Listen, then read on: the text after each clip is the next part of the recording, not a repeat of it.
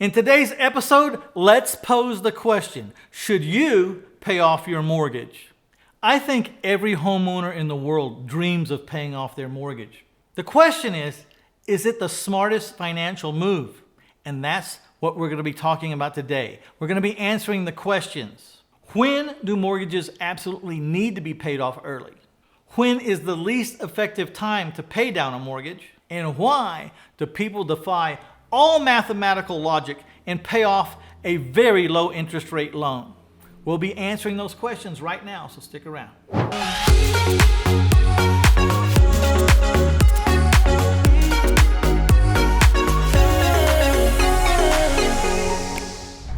All right, so question number one. When do we absolutely need to pay off a mortgage? Well, you would want to pay off a mortgage if the interest rate was completely unreasonable. Now, today as we speak, if you're paying 7, 8, 9, 10%, believe me, if you're in a position to qualify for a traditional loan through an institutional lender, then you really do need to go down and talk to them. Because as we speak right now, if it's your homestead that you're living in, and that's the mortgage you want to pay off, you're probably eligible for rates as low as 2 to 2.5%. Anything under 3% would be amazing, especially if you're paying 6, 7, 8, 9, or 10% or more. So you won't believe what a lower interest rate will do for you. It could shorten your years by a decade, depending on what you're paying and what kind of low interest rate you can achieve with a new refinance. So don't underestimate the tens of thousands of dollars it could save you if you could qualify for a new low interest rate loan. So the next question on our list is, when is the least effective time to pay off your mortgage? Well, when we say when is the least effective time, I'm talking about where in the amortization schedule is it least effective, and when should you pay off the loan within that schedule. Let's talk about amortization schedules. Let's say you have a 30-year loan, and we're going to talk about it from day one. You owe for 30 years. If you look at your amortization schedule, in your first payment, almost all of your payment's going to be going towards interest, and very little is going to be going towards your principal. In the beginning of a mortgage is when it's really the most effective to pay down or to pay off. You'll also owe the most, so you may not be able to pay it completely off, but you'll be getting a much more dramatic effect if you pay down in the very early stages of a mortgage.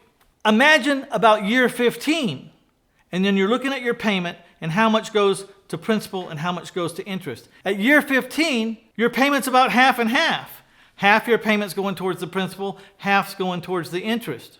It's still time to pay down, but the most effective time to pay down or pay off is when all of the payment was going to interest, or almost all of the payment. It makes very little sense in the last few years of a mortgage to pay it off. Why is that? It's because almost all of your payment in the last few years of a mortgage is going right to the principal. Very little is going to interest because you owe very little money to pay interest on. So it doesn't make any sense in the last 4 or 5 or 6 or 7 years of a mortgage to go ahead and pay it off. The reason why people defy all mathematical logic and go ahead and pay off their homes, even in the final years of an amortization schedule, is because there's something to be said for having your home free and clear. It's been a dream for a long time for a lot of people who have paid mortgages for months and months and years and years and years, and to finally have it paid off is the realization of a dream, even though it doesn't make financial, monetary sense to pay it off early at that point in the loan. But sometimes the emotional reward is worth more than the logic, and that's why it happens. The other reason is it's kind of like a pay increase. Someone's had this mortgage payment built into their budget for decades, and all of a sudden, this payment's going to end and it's never going to come back. It's definitely like a pay raise. So if you had a $1,500 a month mortgage, on the day that you pay it off, it's like getting a $1,500 a month raise because that expense is gone forever. And there's a lot of new things and other things to do with that money. and people can get very excited about that pay raise. So that's two reasons people will go ahead and pay off even when it really doesn't make mathematical sense or economic sense. No matter what your interest rate, I am a big fan of paying off your home early. And even I may be not considering all the math and all the economics, but there is something to be said for it. And there's lots of ways to accelerate the payoff of your house. And I'd like to talk to you about a couple of those because this may be the biggest nugget you get out of this episode. It is so simple to get on a path to early payoff or to wipe out your mortgage way ahead of schedule than you might think. But before I show you how to save thousands on your mortgage or to cut your years by decades, let's pause just a moment, take a really good look at that like button, and take a really good look at that share button. And while you're looking at them, let's just push them both, okay? Thank you very much. And if you haven't subscribed, let's do that now as well. There is a lot of money-saving, time-saving advice coming your way. One of the ways you can dramatically cut the years that you have to pay a mortgage is by sending in 4 payments per month instead of 1. Now, I'm not talking about, let's say your payment's $1,000 for easy math. I'm not talking about sending in $4,000 worth. I'm talking about taking the $1,000 and dividing it by 4 and sending in $250 every week. This will dramatically shorten the length of time that you have to pay your mortgage. The reason is you always pay interest on the amount of money you owe. And if you start paying even little bitty tiny increments early, you're lessening the amount of interest that you're owed every month that's not going towards the principal. So making multiple payments instead of 1 payment per month is a way to decrease the time that you'll have to pay that mortgage. And let's face it, every month you don't have to pay that $1,000 is $1,000 you save. Imagine if you saved a decade or 120 months. Would that be $120,000 you saved? You would be correct. Another way to shorten your mortgage dramatically is just send in 13 payments a year instead of 12. Now you can do this by just sending in an extra payment at the end of the year, and this includes your principal, interest, taxes, and insurance. So you're sending whatever your PITI payment is, you're just going to send in an extra payment once a year. You're going to make 13 payments instead of 12. Or you could kind of divide it up throughout the year. So you could take one of your payments, divide it by 12, and send in that much extra every month along with your regular payment. Make sure that you label that extra principal-only payment. I like to send separate checks for principal-only payments. So I would send in my payment, and then I would send in 1/12 of a payment, and it would say for principal reduction, and create another check for that. So I have a very clear paper trail of what I've done in my bank statements. This can shorten your amortization by 12 to 13 years. Imagine 12 to 13 years. 12 years is 144 payments you don't have to make. If your payment was $1,000 a month, that's $144,000 you didn't have to send in. That's $144,000 worth of interest you didn't have to pay because you didn't keep the loan as long as they scheduled it for. And in most states, it's against the law for any lender to prohibit you from paying off your house early. Now I'm talking about your homestead, the place where you live. It's typically against the law for anyone to disallow you to pay off that house early or to penalize you for paying off your home early. So take advantage of this.